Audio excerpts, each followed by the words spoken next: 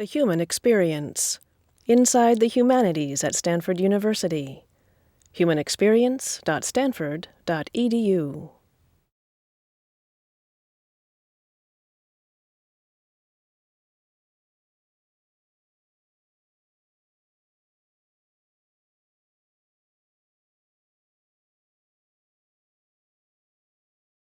Can words make us think things we've never thought before?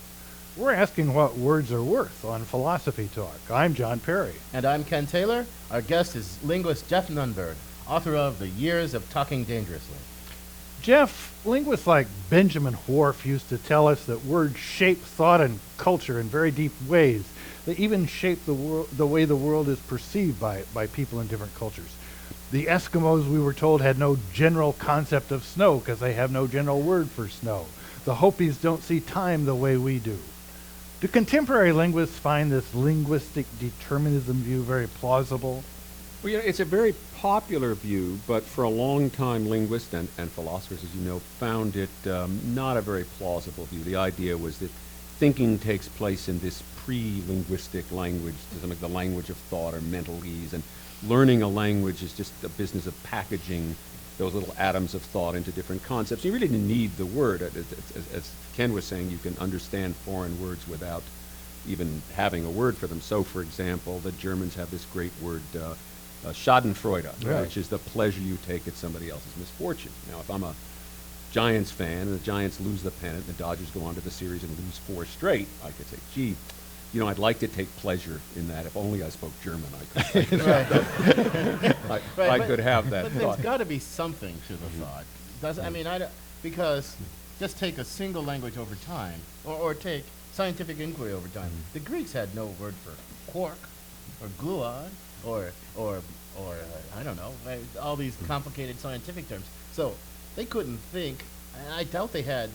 Maybe their language had a bunch of descriptions that could have been compiled into, but it would have never occurred to them to do it. So there's got to be something to the thought that not every language at every time encodes every possible thinkable human concept.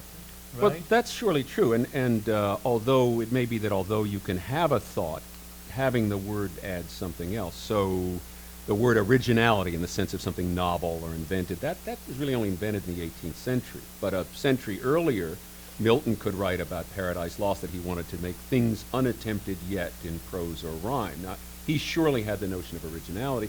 At the same time, when the word came in, something else must have happened that it was a concept that people wanted to talk about, that they wanted to be able to think critically about. So having a word in your language clearly contributes something. I remember, I think it was an example of yours, carbon trading, right? Is that yours? Carbon neutral. Carbon neutral, yeah. That was an example of yours. Was that an example of yours? Yeah. Explain that example. Well, you have this complicated thought. I don't know how to do that. Balancing the CO2 input and output and planting tree, whatever you do. And Right. so you could sort of use this description every time you wanted to express that. Instead, you have this word carbon neutral. You can just say carbon neutral. It makes it easier to refer to. And as I say, it also makes it easier to refer to even if you don't know what it means. Right. Because I can, as it were, defer to the authority of others. There's somebody out there who knows what it means.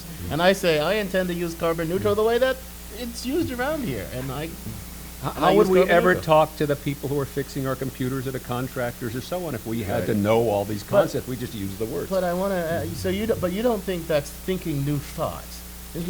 What is it then? Making it more efficient, making it easier? I mean, how would you describe that? The Sapir-Whorf would say, with the word carbon neutral, I can now think thoughts that were not previously unavailable to me.